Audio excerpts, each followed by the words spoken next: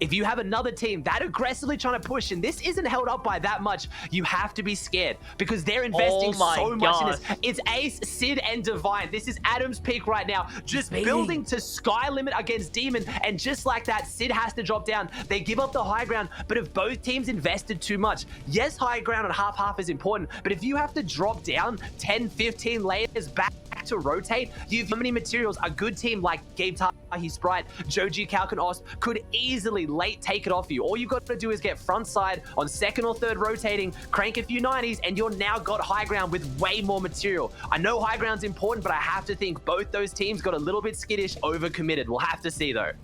Yeah, not only that, Sid had the pepper effect there too. So I'm thinking maybe he just thought, hey, listen, if I can do this by myself because I have peppers, we'll be okay. And worst case scenario, break it down. But no, looks like that is not even going to work out. This is super enforced here.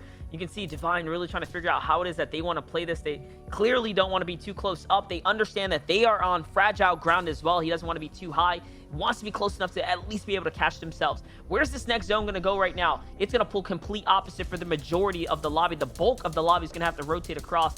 All these teams still sitting on their hop flopper fishes. I don't think we've ever seen a setting in Fortnite competitive history where so many teams have actually been utilizing these hop fishes. And look at this. This is what we talk about. This team is massive. This base is absolutely massive. We just have not seen something like this in seasons.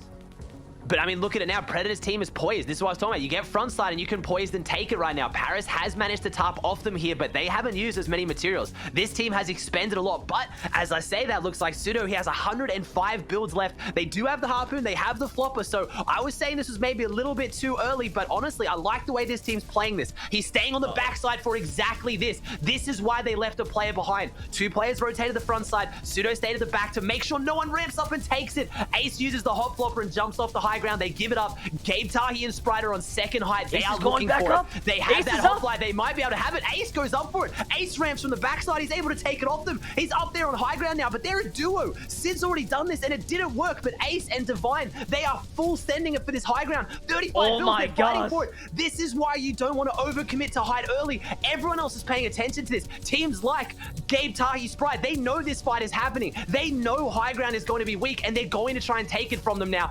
Ace has to give it up, and the hop flopper runs out just in time. He loses the low gravity effect and he goes down to fall damage. Oh man, he just mistimes it there, and all of a sudden he is down and out, and Divine is left with nothing. 54 HP. Surge going crazy right now, so the lobby's still getting lit up here. Calc now takes advantage. He is looking up. He sees the opportunity. He now has high ground. All of a sudden, Calc, Joji, and Off can actually do this. They're a full trio here coming into the end game. Tahi still alive, though. There's still so many other teams that are holding on to a dear piece of hope here. But 8 eliminations for Calc, Joji, and Off. It seems like this is their game. Even have the stink bow. This is perfect. Dig into those white heels. That is the play to make right now, because if you force teams to use floppers early, they have more of an advantage. Aussie, they're setting themselves up to actually take game number 1 here. They are in a fantastic position. The only thing that scares me right now is Calc is down to 2 builds. If they can find a refresh, if they can find something out of this, they will be looking fantastic. We have Calc, a competitive veteran, the first NAE's trio FNCS champion all those years ago, even rocking the same skin. This is an absolute throwback. They're high ground champions. They're on high ground. We see Cashew goes down. Joji and Oz need to do what they do best. They need to find refreshes. Joji's going through the last few bits of his builds, but we have Joji and Oz, 2 young mech demons who need to try to find something. They're throwing down the med kits. Calc is going to go for that heal off. He has the med kit. He has the floppers. He has everything he needs. Strafes is down. Class is down. Aminish is down. Everyone is falling down below. They are a full trio on high ground, and they are poised to take game 1. It is very, very likely at this point Calc takes this unless someone has an answer. Who down below can step up and challenge the champs? Because someone is going to have to do it. Zone pulls across again, which I know it's pulling back actually. This is fantastic. This is going to save even more materials for them. You have Cloudy and Susboy fighting on the low ground. I don't see Tahi. I only see Gabe and Sprite. I think Calc has this monster. Yeah, definitely. Tahi is down. He's out. Gabe is actually clutching up down there. Last we tuned in with him, he had a little bit of HP, but there's no builds on Joji and company. I mean, they did harpoon in some stuff, but was it going to be enough here? Now we're looking at it. There are 12 players remaining, just 5 teams. They're the only full trio I can think that can actually do this all here, and they have this little mountain. They're holding the mountain here. Also, they're putting all the pressure in, but no, he's going to slip in. Now, all of a sudden, you can throw this away. This is still on shaky grounds here. Teams are waiting, though, Aussie, just lurking nearby. The pull up with the harpoon. Get up here. Get to safety. He just got pulled in. Sprite's going to sneak up. Oh, my gosh. Sprite might just do this. He caught one. There's actually no chance Sprite does this. Calc's low. He might actually clutch. Smith's full health on low ground. Sprite, there is no way you are doing this. Sprite is on the high ground. Calc is trying to fight him. Sprite, oh my god, potentially. Oh my gosh, this could be the clutch of his career. Sprite is on the high ground. What can he do to take this? He has just taken a 1v3 against the high ground team. He is a solo right now. He has every advantage. He has the builds. He has the health. Oh my god, Sprite has done it. Gabe, Tahi, and Sprite win game 1. Monster, I need to back this up right now. They need to make sure that doesn't affect them because they just lost the 1v3. Their confidence is going to be a little bit low and they're taking a spawn fight. This one's a risky one. They've obviously done their usual strat. They've dropped from sweaty sands onto the triple houses, but this time was a full trio and this time they were ready for them. Calc trying to fight his way back through this one. He's only got 2 shots left in the shotgun. Is it going to be enough? He's literally running out of bullets and the almost game 1 winners go down on spawn in game 2. But they've managed to do it without having to fight anyone for it. As long as they have a bit more material on Twexy and Stowe, which I hope they do, this could be your winning team right now. Yeah, and he did a good job, man. Panda stays on the defensive there, really puts out the pressure to the builds.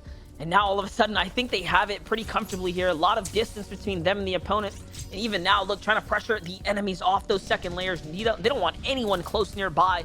Stinkbow in the inventory here, again, just raises in value in these endgame instances here, especially. Now, though, time to put that pressure down. This is where the Primal is just really not so useful, right? And look, there's teams down low trying to pressure out their high ground. They're probably going to have to reinforce here soon. This is still not a free game by any means for this team now.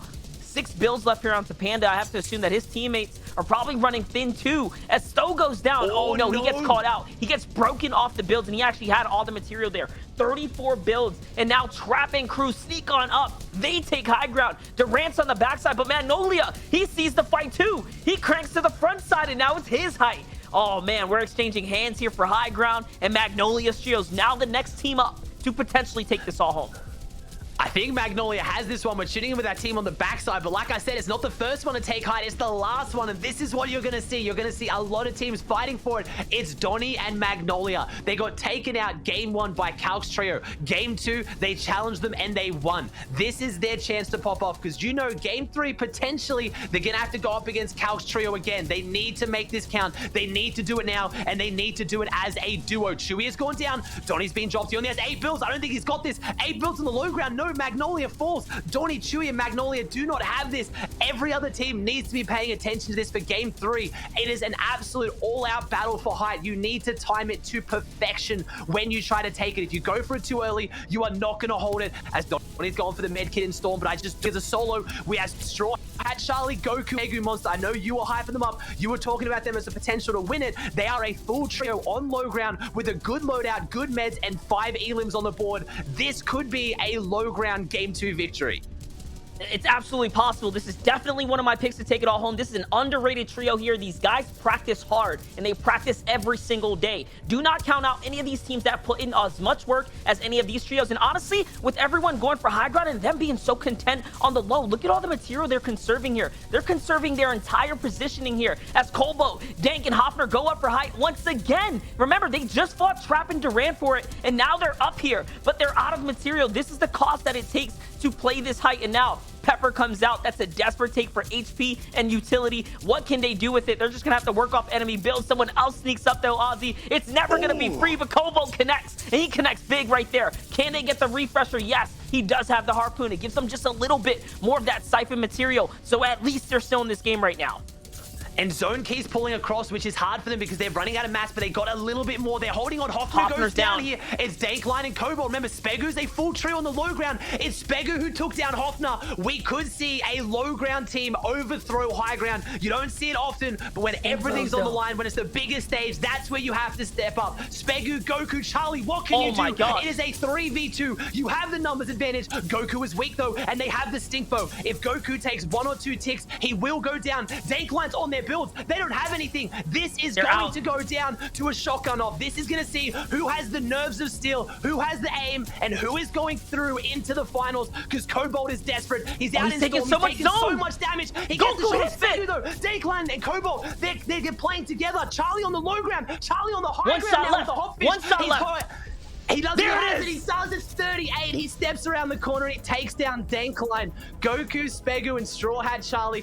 And now, look at this. The zone pulls 4 south. It's going to the coastline. You called that it might go to the coastline, and now it is. And you called this as well. You have to get off this high ground. You cannot stay up here. You cannot branch out. There's going to be so many teams coming on down now. It could say pops the Hot Poppers. Yes, and that's it. Those teams are jumping out. They're off to the races here. But Calc, Joji, and Offer still in this here. They still have a chance.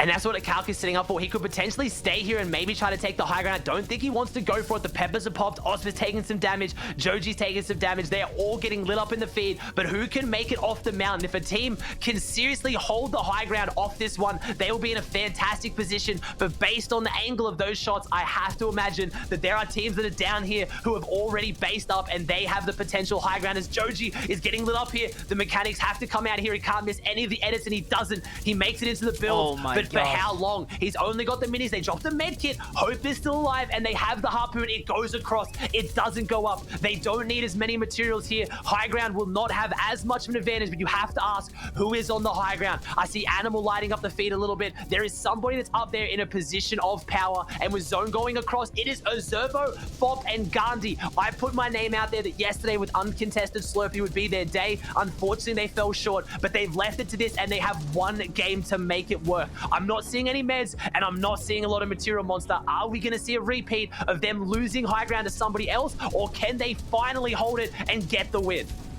Listen, we've seen a little bit of everything today. The most ridiculous comeback stories, the low ground victory. I'm assuming high ground is walking away with a textbook victory royale. Even amidst all the pressure, this is it. The last game, the last round now to clutch up. They can absolutely do it. And this is an experienced team. This is a team with a lot of seasoned practice. This is a team that can do this right now. But Mars, Nexan, Crew are just underneath second height. They're not focusing. And there it is. Finally, they start to look down. They just have to play textbook.